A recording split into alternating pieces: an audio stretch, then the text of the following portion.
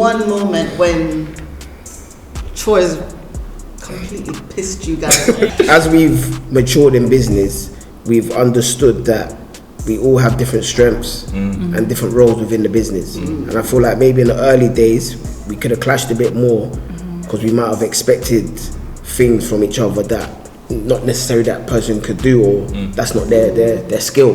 And I feel like we've kind of established. Yeah, I thought over the last few years we've kind of really got into that. I think even recently, in the past like 6 months.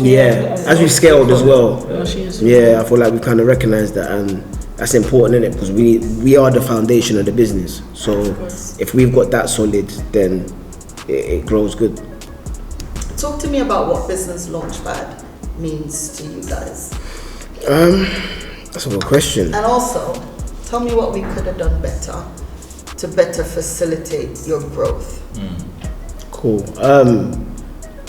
We've been working with you from the jump, really. So if we're in our 7th year now, Jarrell was our mentor from I think it was the first year. What BLP means to us, to be not everything, because I feel like you guys have guided us in every stage of our business, and I don't mean that just through the workshops we've attended, the support from all the team. I feel like even the situation, what you've just said, by you being there for me or guiding me in a moment of weakness and being that person to kind of guide me in the right way. And I feel like you guys didn't have to do that. You didn't have to do that, but you did. So it goes deeper than just what's on the surface. And even you're only supposed to work with us for 2 years? Is that the thing? 2 years? And then but you've been working with Juicy Jerk, Sweet D's for 5-6 years now. So yeah, man, I feel like we owe you guys the world. And yeah, man. You guys are part of the family now. What about you? So I know mainly my involvement has been mainly with Troy and from time to time. But how about you? How do you view Business Launchpad?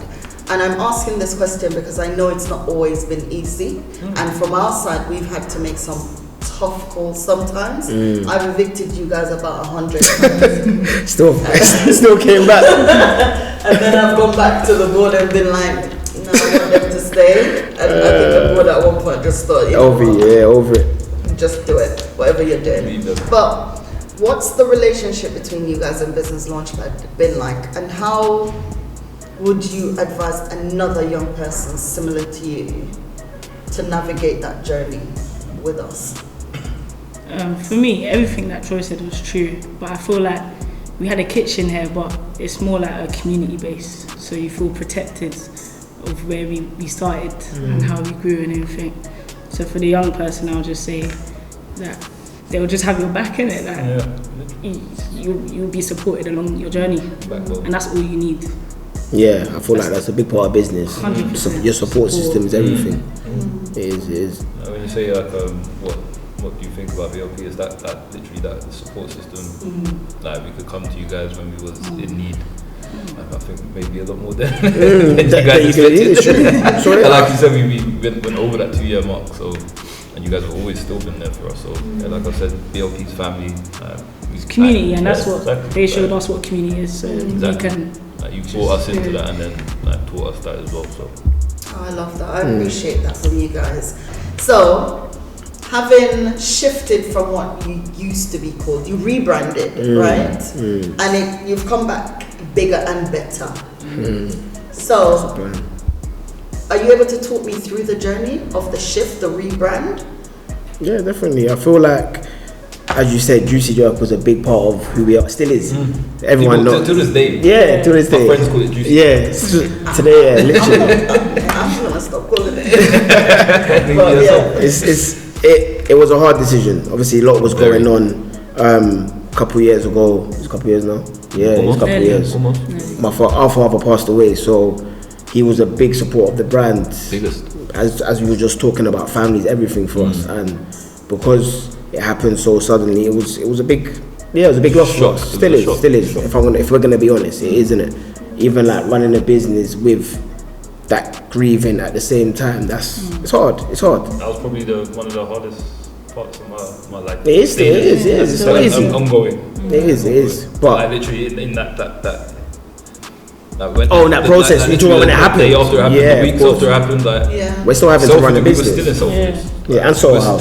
Both rooftop. We were still having to make those deliveries, deal with staff, do rotors, deal with our staff. and it was tough. Our staff were great then though. 'Cause people were stepping up. Yes, there was actually 2 weeks that we kind of had just family time. Yeah. Because even the night of the wake, Yeah. were you not in the kitchen? No. Oh. Actually, No, you might see me back there. What's the wait? What do you mean the wait? The 9-9? The 9-9. Yeah, the 9-9. That's what everyone was cooking. Yeah, remember everyone was cooking. Yeah. the kitchen. Yeah, I saw you there. You probably was. Might have done some chicken. Always making appearance. And I was like, this guy's not gonna stop. No, But but yeah. again, like that, it was for my dad, so it wasn't anything. And he was a big supporter of us. Like this guy used to deliver food to his friends, all our Always aunties and that. Always promoting. So Workplace everywhere. yeah, man, dedicated to him. Obviously, his name was Derek. So Sweet D, and we found out obviously When during he the passed, 9-9 yeah. they used to call him Sweet D back in the day. So is Sweet D Derek though? No, because that's obviously that's what we used to call him. Innit? He was a bit of a ladies' man. The back in the day. bellboy. He had DJ. He had a lot of names. That's not what I picked up at the funeral. I picked it up as a different D, but we're gonna keep it as Sweet Derek. You wouldn't know, to be fair. Literally. Let's ask his friends about that. I'm trying to hear that one. Yes. But yeah, man. And someone asked me the other day actually, like, it just makes it more meaningful now. We're a family business. We're in a stage now where we're going for investment soon. We're going to be scaling to even bigger heights than we already are now. And as long as we got our dad at the forefront of our brand, we can't lose. And that's on, I would say on God, but that's on him, like literally. So yeah, man, I feel like it's giving us a bit more of a That drive. yeah, a bit more of a drive, a bit more of a push. So you've touched on support system. There is a need for that, especially within the black community, right? So someone maybe about 3 years ago, I think it was just before the pandemic, approached me and said, you know what, Felicia, I really want to set up a black foodie network, like a charity, where we're supporting black food businesses. And they had a name for it as well. Can you remember the name that person came to me with? I know. I still want to do that. But again, as you know, running a charity is not easy. And just because you want to do good, there's a lot of boxes you got to tick, a lot of operational things you got to put in place. And I feel like time wasn't right, even though it was around the time the whole George Floyd, it kind of just showed us at being black. It kind of showed that, reinforced how hard it is being black, especially when you talk about business as well. Unfortunately, a lot of the time we're at the back of the line. We've got to fight twice as hard. So yeah, there needs to be more initiatives like that. At the time, I feel like a lot of companies were just doing it to tick boxes, and you can tell it didn't feel genuine, and it kind of shows now because there isn't a lot of hype. It's kind of gone like radio. It's gone radio, but I feel like man, if I had a bit more time, if we had a bit more time, we can revisit that. But yeah, man, someone needs to do that definitely. So we've discussed family. I know now, Troy, you're a dad. How has that changed you and your perspective on business? I feel like it's just all about generation now. I feel like everything is just the same way like dad, mum have set up a foundation for us. It's up to myself and our uncle and our auntie to do that now as well. And I'm blessed to have that support system, as Shola said, because even now, my mum's got my daughter, so it takes a village, as they say, innit? And I feel like community is everything, and that stems from this community, our local community, our family, and yeah, man, I feel like it just kind of resonates a bit more now. Lovely.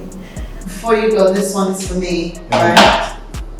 Who is your role model? I want you to think about it before you answer. Who's your role model?